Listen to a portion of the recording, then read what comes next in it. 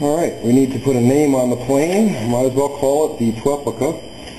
So here's how I'm going to stencil that out. It's kind of a double image here, so I'm just going to cut out the single image, and I'm actually going to just lay two pieces of monokote behind each other to get that image out. So first thing I'm going to do is just cut out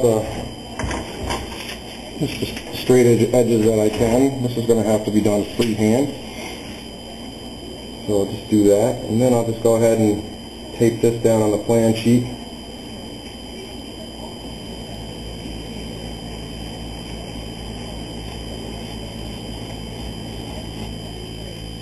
And we'll figure out how to cut it out from there. That's all I really need. Maybe I'll make the straight edge here too. That way I can just tape this right down on top of the monokote that I'm going to cut, and I'll cut that out, and then I'm going to iron it on actually, instead of wait the 24 hours. But now I'm going to disregard the shadows on this because I'm going to have the double monokote behind it, so that'll create its own shadow. I just want to get the basic outline of what's going on. I'll use a straight edge wherever I can, and where I don't have to use a straight edge, I won't. Alright, so now I got my Replica design that's going to go on the wing. So I'm going to tape down the monokote in two different layers. I want my hot pink layer to be out front because it's a little brighter, and I'll put my purple behind it for the shading. So I'm going to tape down two squares about the size of the Replica sign here. I'm going to tape them right down so we can show you what's going on. Alright, as you can see, I'm taping down the edges here, and that's just to keep my monokote really flat. This is where I'm going to do the purple first, and just a couple pieces just to get it nice and flat. It's better to do this on a piece of glass as it's shown in that video, but I'm just going to do it on my wood surface because I don't have a piece of glass that I can spare now without taking one off the house. I don't think the wife would be too happy about that. So there we go, I got my purple down, and I'm just going to cut out a piece of pink for the same size and put over the top of that. Okay, now I got my Replica word here on the sheet. I didn't tape this part of it down. I probably should have, but I'm not going to because I don't know, I'm foolish like that. But I got two coats of monokote down here. And this also works great if you need to put the same word on the same side, on both sides of the plane. So you can just put the same color down and you'll get two copies out of just carving it out once, and that's the way I usually do it. So I'm going to go ahead and cut this out, and that should give me my lettering. I'm just going to start with the smallest first. Just hold it in position.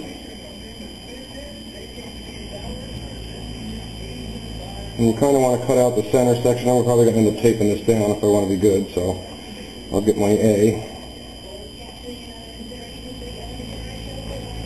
And I've also peeled the backing off the bottom piece of monokote, but I haven't peeled the backing off the top because I don't want the top to stick to the bottom.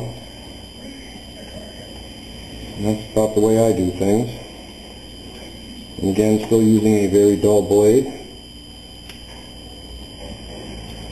So I'll get all my edges first, and the last thing I'll have to do is connect that straight line. And I'll tape the other one down just because apparently it's going to move too much for me. And then I can just move that out of the way and finish off the A here.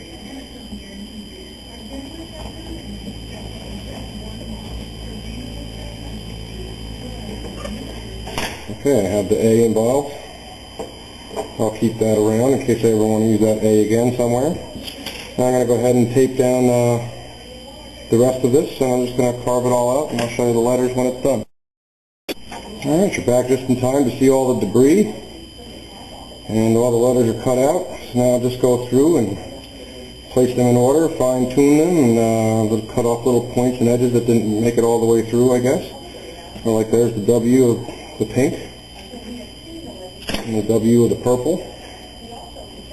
So you can see I got quite the debris here going on, which is good. We wanted debris. That means progress was made. Alright. So now when I go to put it on the wing, I'll put all the purple letters down right where I want them to go, and then I'm going to offset the pink letters Well, it's kind of tough to show you here. Let me get all this stuff up and then I'll show you. Alright, I laid down the first letter here of the word. Now I got all those decals. I just went on a line to basically Microsoft Word, what do you call it? Microsoft WordPad, and just went to WordArt. Or it was actually Microsoft Publisher, I think I got them from. And just printed out a page of the decals. So you see I just found the purple. Now I'm just going to go ahead and I'm just going to double up the lettering here just to give it a dual shadowy type look. Try to line it up. Hope it comes out alright. It's okay if it doesn't. I'm sure I'll be repairing it soon anyway.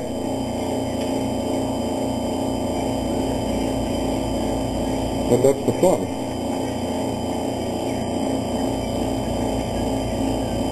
Just kind of hold it in its line, give it a quick little brushing. I don't have my monokote iron too hot. It's hot enough.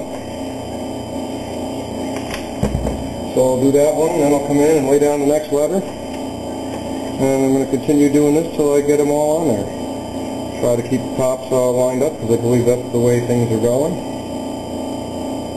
I'm sure I have enough room to get to the end. So I'll show you what we're looking like when we get there. But that's the process. So I'll keep it running for one more letter, I guess. What the hey? Start in the center. I'm just lightly tacking the edges, just to make sure it's going to sit right where I want it to. Come down here and make it flat. Tack in a corner or something. Keep the wrinkles out of it. Try to keep the wrinkles out of it. Sometimes it's better just to go ahead and heat it as it is, straight down, and let the wrinkles come to the bottom. Or if you have to curve it to do whatever you have to do, it's the way to go. Kind of got off on my side here. That's alright. This is a shadow letter. So it doesn't have to be absolutely perfect, but I'd like it to be somewhat close.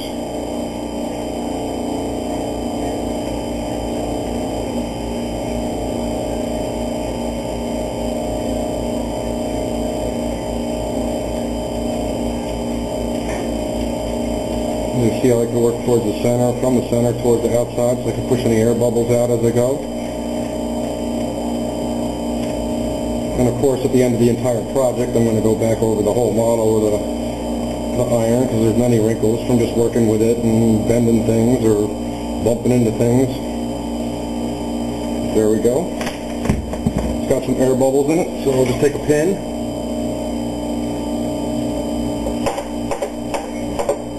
Pop the air bubbles. And it's okay if I go through the wing, because as soon as I heat it up, going to melt all that right back over there, block up the hole, and wrinkles come right out.